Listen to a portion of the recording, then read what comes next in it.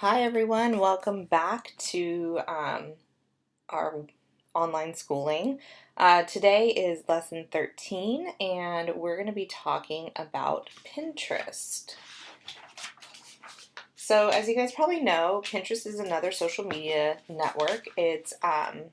We primarily know it from being visual heavy. However, there are a lot of really cool things about Pinterest that businesses can take advantage of. But before we get into that, let's watch a little video. Putting your creativity to the test by making a Pinterest project is much more difficult than it seems. While the instructions may seem easy, many people soon realize that these DIY crafts take a lot of skill and patience. Before they know it, their dreams of making a beautiful DIY creation turn into an ultimate fail. If you're new to our channel, don't forget to subscribe and please give this video a big thumbs up. Today, we'll be showing you 10 times people failed hilariously at DIY Pinterest projects. Don't forget to leave us a comment down below and let us know which project made you laugh the most.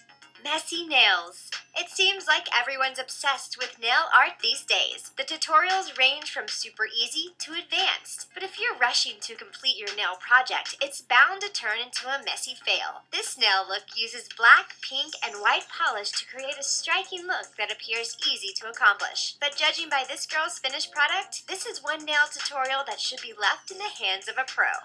Cat eye. This amazing makeup artist creates artwork on her eyelids. This cat-inspired eyeshadow looks pretty amazing, don't you think? We can only imagine how long it took her to create this look. It definitely requires a steady hand and a lot of creativity. This Pinterest user tried to give it a go herself, but the results were disastrous. Instead of looking like a cat, her artwork looks more like a sideways music note wrapped around her eye. Better luck next time. Love. A group of friends headed out to the beach on a sunny day. Using their arms and legs, they spelled out the word love in front of the crashing waves. As beautiful as this photo is, we're not surprised other Pinterest users wanted to recreate it. Like this group of guys. They're a bit older and a lot less flexible, so this photo instantly makes us crack up laughing every time we see it. Rainbow pancakes. These rainbow pancakes aren't only delicious, but they're pretty easy to make, as long as you can follow the recipe to a T. Gel food coloring gives each pancake a bright burst of color. But if you make this breakfast item a bit too fluffy, and if the pancakes are different sizes, then it's going to look a lot different from the inspiration picture. This person had the right idea when it came to adding the food coloring, but the size and thickness of the pancakes make them less appetizing. We're sure they taste delicious, but as far as the presentation goes, we have to give this Pinterest user an F for fail. Ombre lips. If you've always wanted to wear an ombre design on your lips, all you have to do is search Pinterest for an ombre lip tutorial. This inspiration photo shows a red and orange gradient effect that really makes this girl's lips stand out. But sadly, the woman who tried to recreate the lipstick ended up looking like a fail. Instead of ombre, her lip color looks more like a glob of different shades all running together. She might need a little bit more practice if she wants to successfully pull this off. Joy to the world. The end of the year is the perfect time to round up the kitties and take a photo to spread some holiday cheer. These adorable kids took a photo in the great outdoors while holding up letters that spell the word joy. Don't they look so happy? Other parents wanted to give this photo a try with their own children, like this family. It's just too bad that things didn't go as planned. There's nothing joyful about this picture of 3 kids screaming their heads off. Leopard eyeshadow. Most of the DIY leopard eyeshadow tutorials describe it as an easy makeup look that even a beginner can do. But judging by the looks of this leopard eyeshadow fail, it's definitely much harder than it appears. The inspiration photo shows perfectly drawn leopard spots, and the hilarious fail shows just a blob of random circles and dots all over the girl's eyelids. Have you ever tried this DIY makeup look? If so, did it come out better than this fail? Let us know down below. Cookie s'mores. This updated version of the s'more is what dreams are made of. Surrounding the traditional graham crackers, chocolate, and marshmallows is a bunch of cookie dough. This Pinterest user tried the recipe, and as you can see, their creation came out looking like a big blob. Even though this DIY project didn't come out as expected, we wouldn't think twice about grabbing a fork and completely demolishing this dessert disaster. Pop art disaster. Check out this pop art inspired makeup look. This girl nailed the entire makeup application. She looks like she just stepped out of a comic book. We have to give this other girl some credit for trying to master the look for Halloween, but she might want to practice a little bit more before she steps a foot outside. It looks like she gave up halfway through the tutorial. Sprinkle lips. One of the most popular looks in the beauty community is sprinkle lips. All you have to do is put a bunch of sprinkles on a paper plate, apply lip gloss to your lips, and then place your lips into the sprinkles until they are completely covered. Sounds pretty easy, right? Well, this Pinterest user decided to give the look a go, and the look on her face says it all. This sprinkle lips tutorial was a complete fail, but at least she can have some fun licking and eating off the sprinkles from her lips after she accepts her defeat. So, what is Pinterest? It is not just a place to try things and fail, but it is definitely a place to try things. Started in 2010, Pinterest was founded by a former Google employee, a former Facebook employee, and their venture capitalist friend. The CEO describes Pinterest as a catalog of ideas that will make you, quote, go out and do that thing, rather than an image-based social media network. There are 320 million monthly active users and more than 200 billion pins on Pinterest. 2/3 of pins on Pinterest are brand or product related. And here's the big one. 96% of people surveyed said they use Pinterest to research and gather information. 96% of people said they use Pinterest to research and gather information before purchases. By the end of this year, Pinterest ad revenue is projected to surpass 1 million. So Pinterest is growing and growing and growing, and it is one of the number one places for brands to actually see direct sales results based off of the social media channel. And Pinterest may also be coronavirus proof. Pinterest pre-announced first quarter sales and user growth that were actually better than expected despite the COVID-19 pandemic. So fortunately, despite weakness across nearly the entire advertising market, Pinterest exposure to some of the most affected segments like travel, automotive, and restaurants has not been significant whatsoever. So as everything is declining, especially in the advertising realm right now, Pinterest is actually growing. And one of the reasons why is because Pinterest is about looking forward. It's about looking into the future and planning your future. It's aspirational. It's inspirational. It's I want to travel here.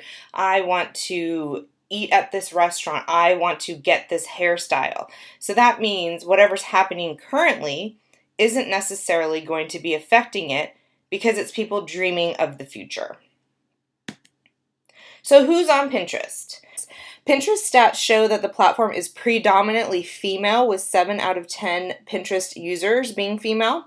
Furthermore, females appear to be much more active than males on Pinterest. Men account for just 7% of total pins on Pinterest. This higher pin rate by women may be due to the fact that women feel more of an emotional connection to the platform. They often use it for aspirational and motivational purposes. In contrast, not only do men feel less of an emotional bond with Pinterest, but they also use it more practically, like a tool for visual bookmarks or a how-to for DIY and tutorials. However, the tide appears to be changing, and we may soon see a tilt in these Pinterest demographics. There has been an increasing number of men on Pinterest over the past few years.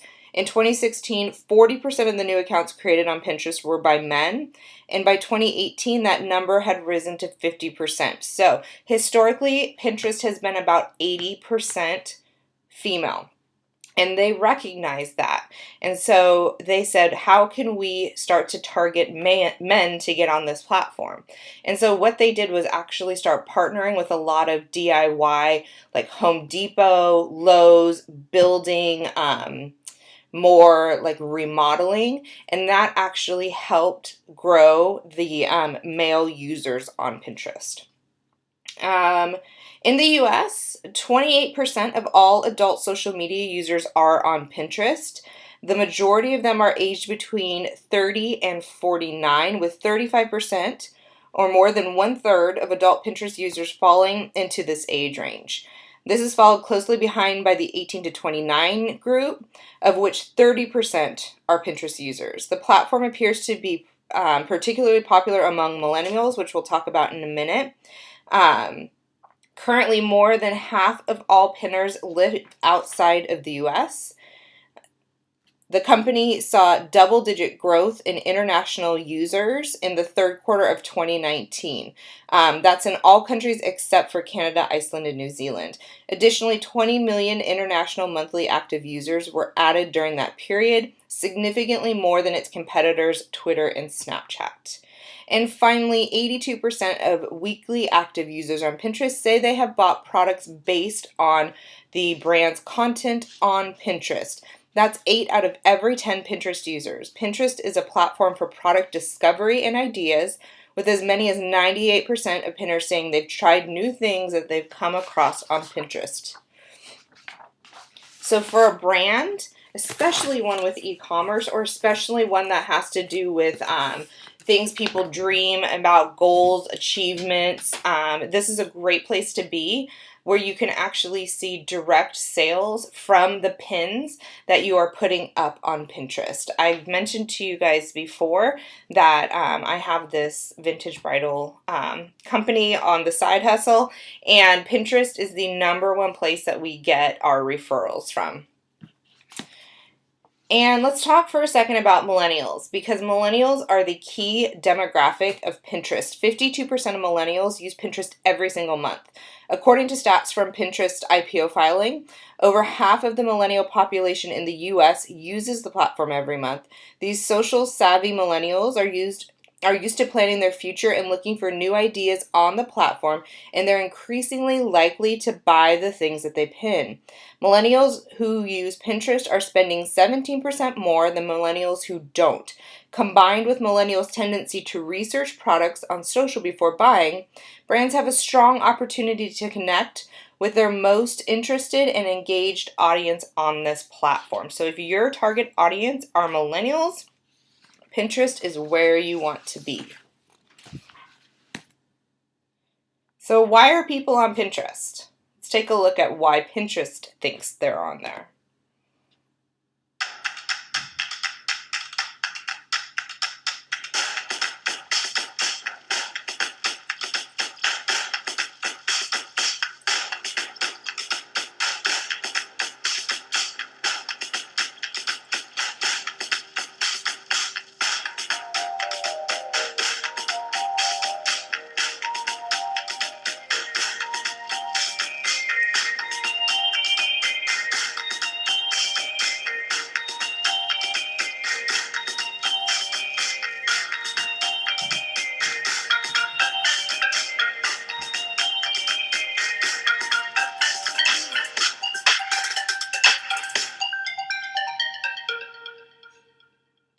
So Pinterest's goal for users is to inspire people to discover new things.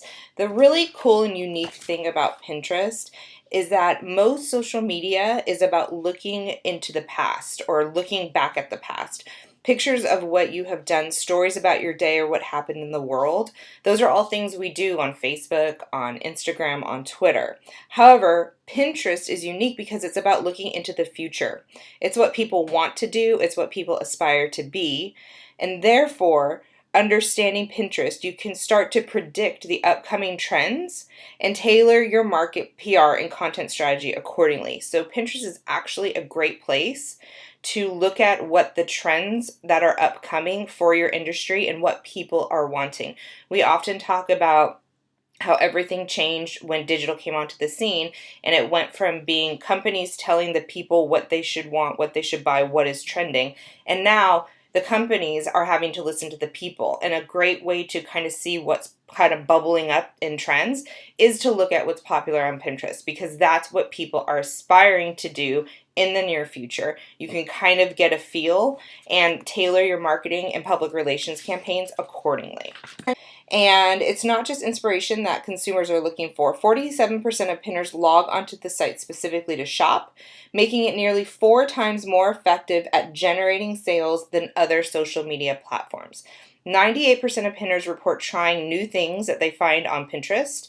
85% of pinners say Pinterest is where they go to start a new project.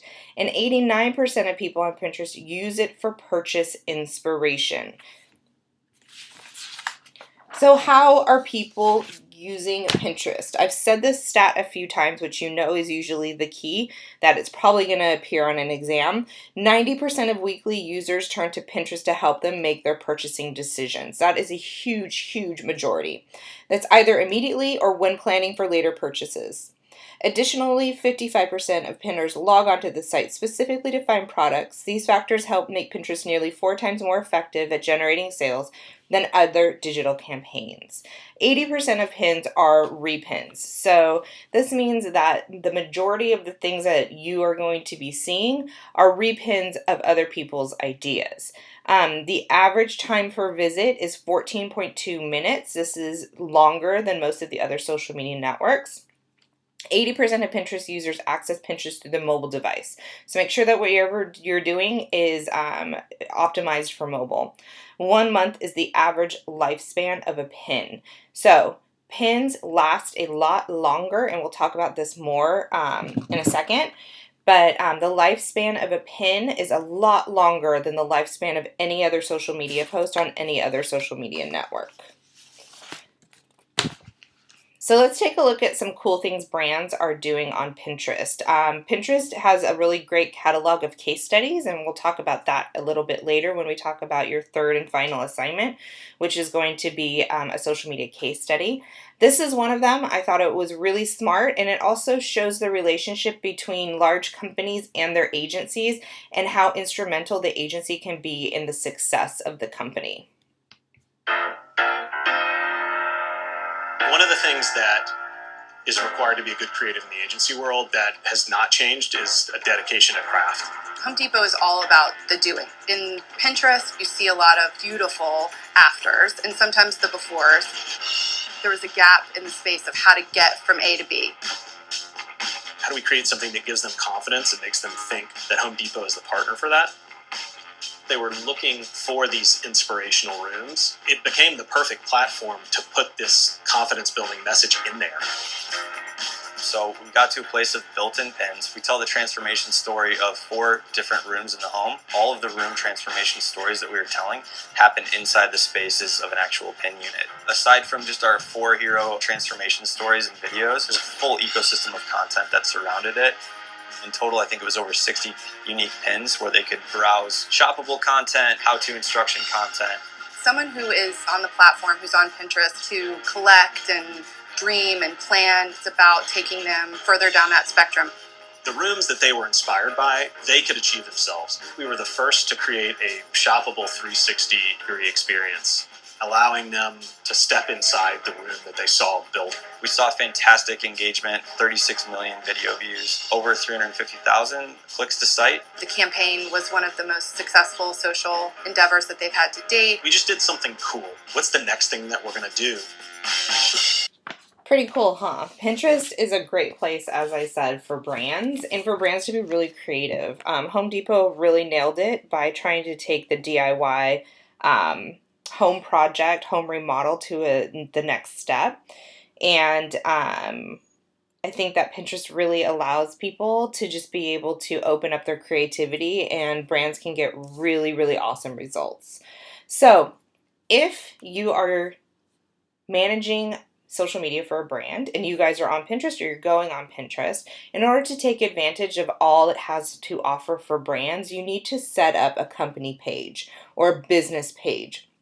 You can convert a personal page into a business page. So if your company had previously set up a Pinterest page and didn't know what they were doing, and now you can come in as the expert, you can convert that over. You'll add in your business name, you'll add in your domain, you'll add in a category, a profile picture, and an about section. So all of these things will help with your SEO. Remember to keep your keywords in mind when you're creating these things. Also remember that your logo and your URL for Pinterest should match your other social media networks if possible. Another cool thing about Pinterest is they have this showcase option for brands. So when you go to a brand's page, it's not just about seeing like the pins or just the boards. As a brand, you can actually curate your showcase and change this up as time goes on to what's most relevant, and you can showcase what is hot, what is trending, what are the best things on your page right now. You can choose up to 5 boards to feature in your showcase. And if you have any buyable pins to share, you also have the option to highlight them in the first slot of that showcase. You can update your showcase as often as you want to highlight what's new this season, what's on sale, or whatever else makes sense for your business. But we know most Pinterest users do not necessarily go to a brand's page unless they are deeper into the research process of what they are going to buy, what they are going to do. Then they might click over there. But for the most part, people just use the home feed. And so your basic pin is your most valuable piece of real estate on this platform. As a definition, pins are visual bookmarks that you collect on boards. You can save pins you find on Pinterest or add new ones from your favorite websites. So as a user, I can add pins from different websites. I'm sure you guys have all seen the pin it button that appears on websites. If you're working for a brand, especially one that has e-commerce or some good content on their website, which they should, because we all know that the website is the hub of all the information for your brand, then you should definitely optimize it and have people be able to pin your products over to Pinterest. Each pin that a user attached to one of their boards is worth on average 78 cents in additional sales to the brand whose merchandise is featured. Pins garner 4 times more revenue per click compared to Facebook or Twitter. So that means there's a monetary value attached to those pins, that the more pins you have on Pinterest, statistically, the more sales you will be making, and you will be getting more revenue than other social media channels like Facebook or Twitter. Here's the big one. The half-life of a pin is 3.5 months. So that means it takes a pin 3.5 months to get 50% of its lifetime engagement. I'm going to repeat that. The half-life of a pin is 3.5 months. So we talked about the half-life of a tweet, and that was only 24 minutes. And the half-life of a Facebook post is only 90 minutes. That means that the half-life of a Pinterest pin is 1,680 times longer than a Facebook post. So why do you care? What does that mean to you? That means that your pin's activity will continue on and on and on and on for at least 3 months. So when you are pinning things on Pinterest, you want to make sure that they are more evergreen. If you have pins that have some sort of a promotion or a date attached to them, you want to make sure that you take them down or that you have a limited run on them. You want to use things that are not dated, that can go on for a long, long time, because Pinterest users will find those pins much, much further down the user cycle than any other social media network. So you guys probably know this, but just to be clear, boards are how people organize their pins. So this is usually where I ask the class, how many of you guys have a secret wedding board? And like half the girls in the class usually raise their hand. So boards let people organize all of their pins around different ideas, interests, and plans. They can also be an important part of your business's identity on Pinterest. So be strategic about your boards. You can also utilize things like your content buckets that we had created earlier in your content strategy to help inform what boards you're creating on Pinterest and what pins you're using. Boards show people what your business is all about, like what kinds of products you offer and what inspires you. I recommend that when you guys create boards on Pinterest and you're utilizing Pinterest for a brand, on behalf of a brand, that you don't necessarily just pin your own products on there. Pin what inspires you guys. Pin what inspires your product development team. That's going to help also get your name out, and it's really going to be a goodwill gesture with other companies that you could potentially partner with in the future. Let's take a look at what makes pins successful.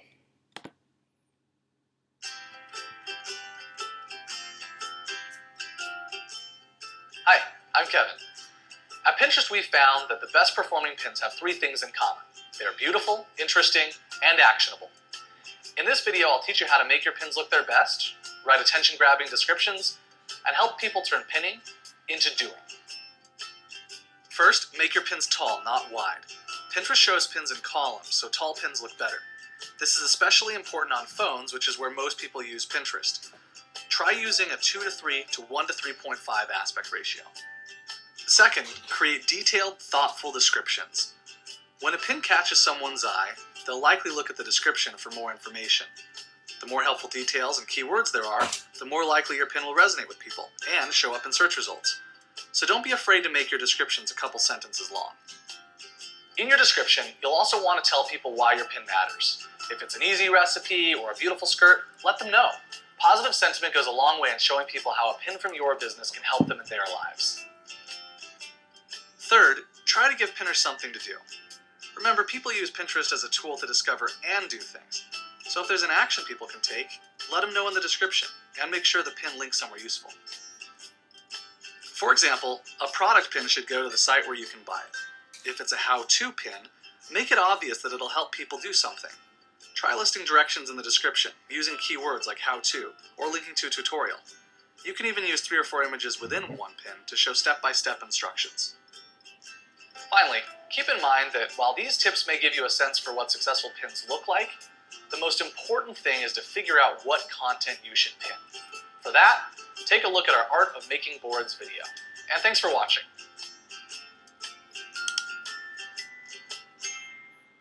So takeaways from this video are that the best performing pins are 3 things. They're beautiful, they're interesting, and they're actionable. Pins should be tall, not wide. That means they should be vertical, not necessarily horizontal, which is obviously the opposite of all the other social media channels we've talked about. Make sure you optimize your description with keywords and give people something to do, help them take action. So let's talk about advertising on Pinterest. Advertising on Pinterest is a little bit different, though they have some of the same capabilities as the other social media channels. The first and probably most common way to advertise is promoted pins. They're just like regular pins, only you pay to have them seen by more people, just like a boosted post on Facebook. They're ads that perform just as well, if not better, than organic pins, helping people to discover and save ideas. Promoted pins don't interrupt or distract pinners. They help people find the products and services that are right for them. For promoted pins, they're usually used if your marketing goals are to build awareness, increase engagement, or to drive traffic. Promoted pins see engagement rates of 2 to 5% higher than the industry average. And advertisers who use Pinterest Ads Manager receive an average of 20% more free clicks in the month after a promoted pin campaign is started. So just like with Facebook's promoted posts, a boost when you pay to promote your pin, it will have a longer term effect of higher organic views and engagement as well, because your pins will start to appear in more people's feed. They will then repin them, and that will start to appear in other people's feed. So it has a longer term effect, positive effect on your business. There are also other types of ads that you can do, and one of them is promoted video pins. So when you want to capture the attention of your audience and engage their imagination, you can use eye-catching video to promote on Pinterest. We all know that video helps stop your eye in the feed. So I've seen a lot of not just videos, but GIF pins as well. Promoted videos are popular with pinners and give advertisers a compelling way to connect with more consumers than before. You can also have promoted carousels. So promoted carousels contain multiple images for pinners to swipe through. You can use up to 5 images to tell a deeper story for your product or brand. And there's promoted app pins. So it's a new way to make it easy for people to discover great ideas and act upon them through an app. With promoted app pins, people on Pinterest can discover and then download iOS apps directly from the pin. And I actually heard that it's available for Android now. It's called, like, I think a app pin Lite or something like that. Analytics. So if you have a business page on Pinterest, and if you've connected it with your website, which you absolutely want to do, and you want to embed some code on your website in order to properly track, Pinterest has some really good analytics. The different thing about Pinterest analytics from other social media platforms is that Pinterest really looks at not necessarily the activity on Pinterest, which you can still see. You can see kind of like your user demographics, who's repinning your stuff, what content they're liking, but they go into a deeper dive on how many people are pinning from your site to Pinterest and how many people are actually clicking on a pin of your items and then going and making a purchase on your site. So the connectivity between your website or your e-commerce and Pinterest is much more important on this platform, and the analytics show that. I'm going to show you a video, and it's about Pinterest analytics. I just want to caveat this with this lovely woman here. Her name is Larkin, and Larkin might possibly be a robot and or an alien. I'm not sure. She's a little bit distracting. However, the information in this is really good, so bear with it, listen to her voice, don't look at her face, and we'll regroup when it's done.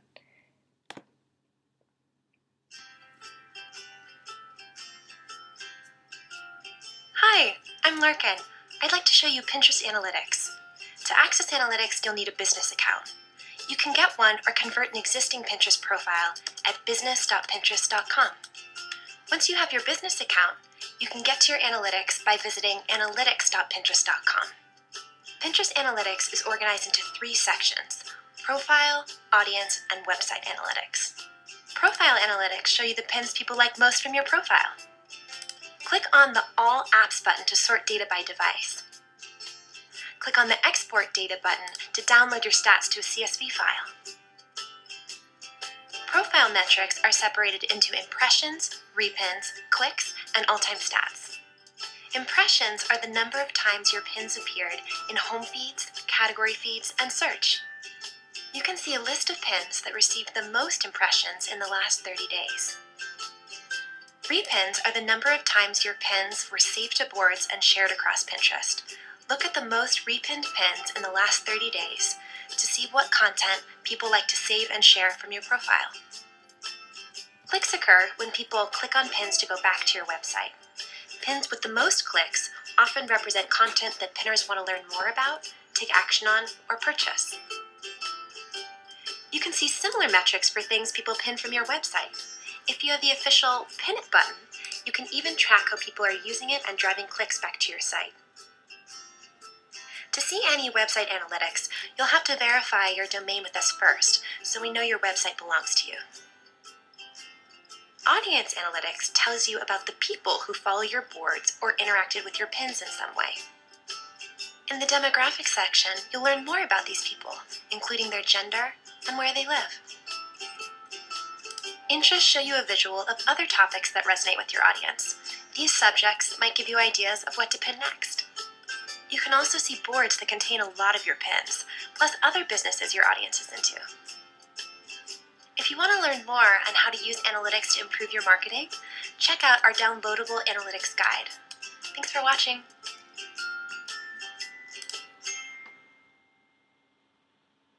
So with analytics, you can gauge the effectiveness of your tactics and make adjustments to maximize your results.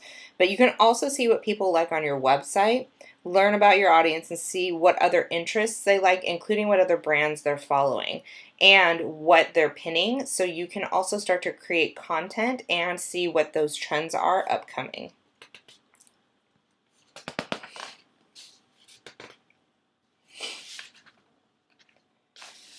And Pinterest is one of the best places for affiliate marketing. And I don't know if you guys know a lot about affiliate marketing, but I want to share it with you because it really is one of those kind of hybrid marketing PR things that kind of balances over earned and paid and shared media. Affiliate marketing is a marketing practice in which businesses reward one or more affiliates for each visitor or customer brought about by the affiliate's own marketing. So affiliates help to amplify your message, just like influencers do. They utilize their own voice to their own audience to help amplify your product, your message, or your service. An affiliate link is a specific URL that contains the affiliate's ID or username. In affiliate programs, advertisers use affiliate links to record the traffic that is sent to the advertiser's website. This action is a part of an affiliate program. So in the past, with my work at Stemology, we used an affiliate network, and it was the most successful thing that we did. And I think we probably talked a little bit about affiliate networks when we were talking about the ecosystem of digital. So affiliate networks connect brands, products, services with publishers. So that could be a media outlet, a blog, an Instagram influencer, whatever. So the brands will put up on the affiliate network site their content. So for us, it was we would put our new product launches, we would put if we were having any deals, we would put before and after pictures, we would put all the information for our products up there. So when an affiliate or a publisher is thinking about doing their top 10 sunscreens for this 2020 summer, then instead of just kind of going anywhere and looking for the sunscreens that they like, they will go over to the affiliate network and look at a list of sunscreens and say, okay, I like this one, and then they'll kind of hand pick them.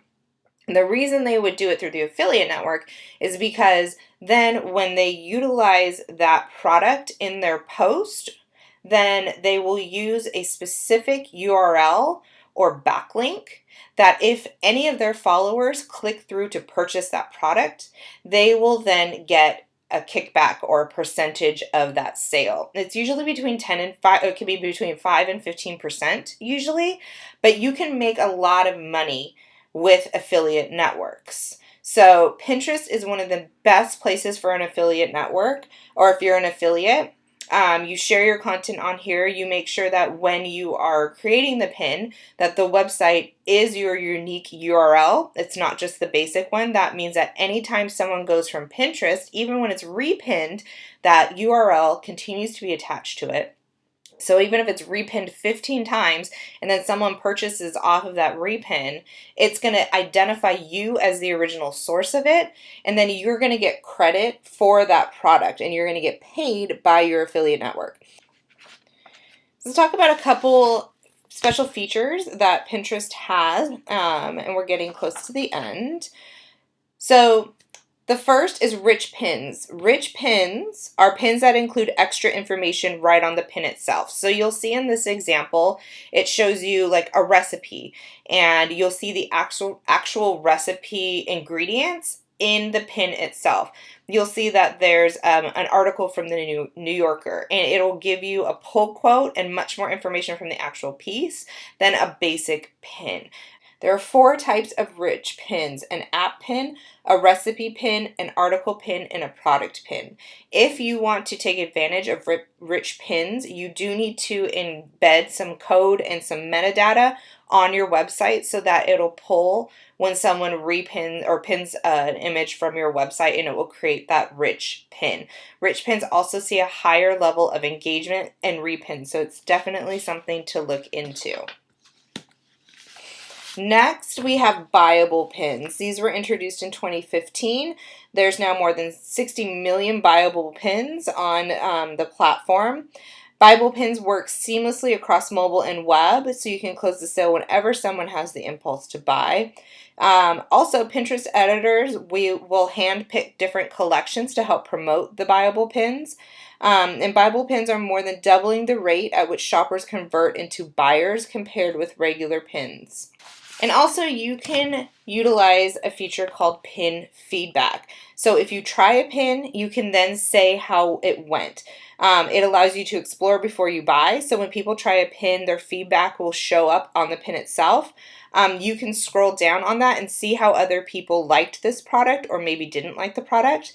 You can check off ideas that you've tried. And then you can also add your own feedback. So I tried this recipe. It was a great recipe, but it needed more salt, or I don't know, I don't really cook. So it needed more of this. So next time you try it, add more of this and it will come out better. So I hope you enjoyed our lecture on Pinterest today. It's one of my favorite social media networks, especially in quarantine, because I love to sit down and just kind of scroll through it and plan my next home remodel or whatever I'm going to be doing next. Now you guys have your last assignment, and it is the social media case study. You guys, this is super easy, and it's honestly one of the favorite assignments that I give, so I continue to add it into the class even though I know you have a lot going on right now. However, like I said, it's a really easy one, and it gives you some really good insight onto how businesses are using social media networks successfully. So the first thing you're going to do is choose a social media network that interests you. And it can be any of these ones listed.